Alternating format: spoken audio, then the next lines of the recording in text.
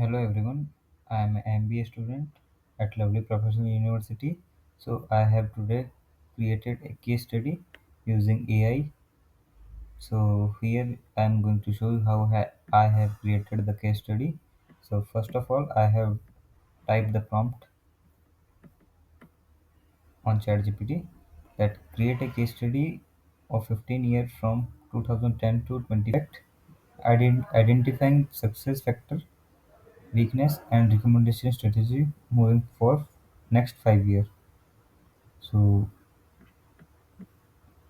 you can see the case study is completely generated by AI using real world data, and here is the conclusion from 2025 to 2010 to 2025. Both Mahindra and Tata evolved SUV landscape in India. Mahindra by reinforcing rugged, adventurous identity, and Tata transferring through design, safety, and electrification. The next decade will reward manufacturing that combines platform economic, rapid EV scale-up, and modern customer experience. Thank you.